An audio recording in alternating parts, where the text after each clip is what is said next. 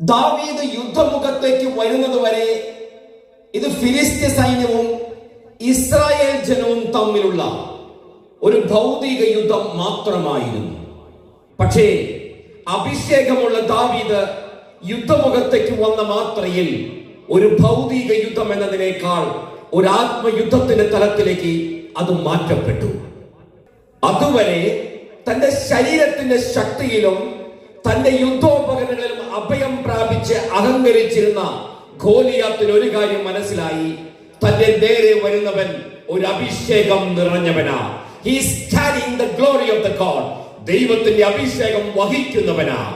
തന്റെ കയ്യിലുള്ള വാളിനാലോ തന്റെ കയ്യിലുള്ള കുന്തത്താലോ കഴിയുകയില്ലെന്ന് മനസ്സിലാക്കിയ മല്ലനായ ഗോലിയാത്ത് തന്റെ ദൈവങ്ങളുടെ നാമത്തിൽ ആ ദാവീദിനെ ശപിക്കുവാൻ ആരംഭിച്ചു.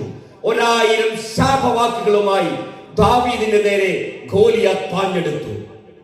ഗോലിയാത്ത് തന്റെ മേൽ ചൊരിഞ്ഞ ശാപത്തിന്റെ വാക്കുകളെ ദാവീദ് നെഗ്ലക്ട് ചെയ്തില്ല, അതിനെ വെറുതെ തള്ളിക്കളഞ്ഞില്ല. മറിച്ച് അതിന്റെ മേൽ വിജയം നേടിയത് സർവശക്തനായ ദൈവത്തിന്റെ നാമത്തെ ഉയർത്തിക്കൊണ്ടായിരുന്നു. യുദ്ധത്തിൽ തന്റെ ശരീരത്തെ സംരക്ഷിക്കുന്നതിന് ആവശ്യമായ എല്ലാവിധ പ്രൊട്ടക്റ്റീവ് എക്യുപ്മെന്റ്സ് ഗോലിയാത്തിന് ഉണ്ടായിരിക്കെ തന്നെ, ഹേ മല്ലനായ ഗോലിയാത്തെ, നിന്റെ നെറ്റി മറയ്ക്കാൻ നീ മറന്നുപോയി. ദാവീദിന്റെ കവിണയിൽ മുതിർന്ന കല്ല് കൃത്യം ഗോലിയാത്തിന്റെ നെറ്റിയിൽ പതിച്ചു. അവൻ കമിഴ്ന്നു വീണു.